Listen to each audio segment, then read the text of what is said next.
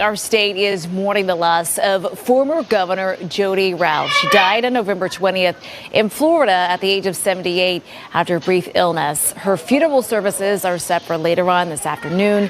This morning, she will lie in state at the Capitol. That is where NBC Connecticut's Jennifer Joas is this morning. And Jen, people will get to pay their respects to someone who dedicated her career to serving our state. That's absolutely right. Good morning to you, Shannon. So when Rell was actually sworn in as governor, she held open houses here at the Capitol so that anyone from the public could come in and meet her, meet their new governor in person. Today is again another opportunity for the public to come here to say goodbye. Rell was the second woman, but the first Republican woman to serve as governor here in the state of Connecticut. Rell served 10 years in the House of Representatives before becoming lieutenant to former Governor John Rowland in 1995. Now, in 2004, when Rowland resigned, she became governor and went on to win a full term from 2006 to 2011.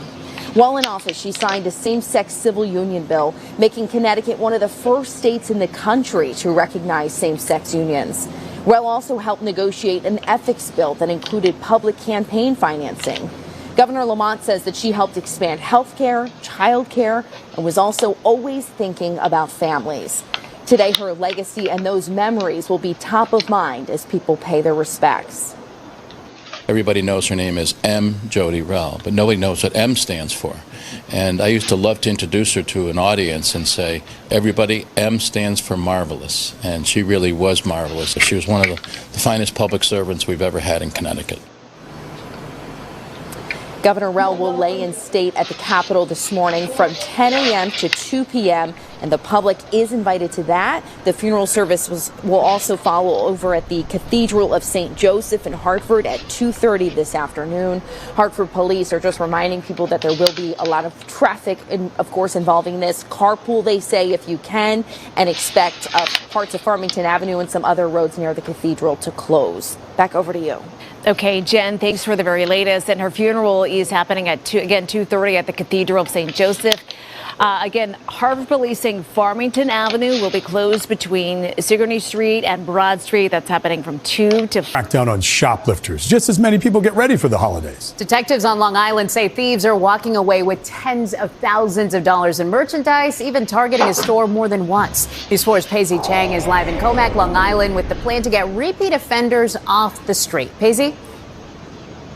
Yeah, and what authorities were getting fed up with, whether it was designer handbags to perfumes or even just cough syrup, is that these thieves were perpetuating the crime, but they were not able to keep them behind bars. And so they figured out a way to get them. From smash and grabs to shoplifting, Suffolk County police and prosecutors are fed up. These top shoplifting offenders have stolen tens of thousands of dollars, and many have hit the same store over and over, dozens of times. These security videos captured more than a dozen shoplifters in the act. The smash and grab, it's alarming. Some woman just went and grabbed a whole bunch of clothes and she ran out the door and they didn't do anything. The DA working with some of the area's largest retailers to punish repeat shoplifters. Police cannot normally arrest for shoplifting. They have to give an appearance ticket. In many cases, the shoplifters didn't show up for court, instead hitting the same stores again. The county hitting shoplifters with more serious consequences, sending them to jail for at least a year. Telling that thief that they are no longer welcome in the store. The police serve it on the thief, and then if they come back, we can charge more serious crimes such as burglary.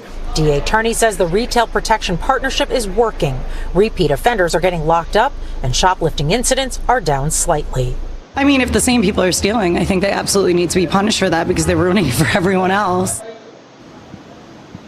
And because the DA is seeing some success with this program, he is looking to expand it, reaching out to other large retailers and even small businesses to allow prosecutors to work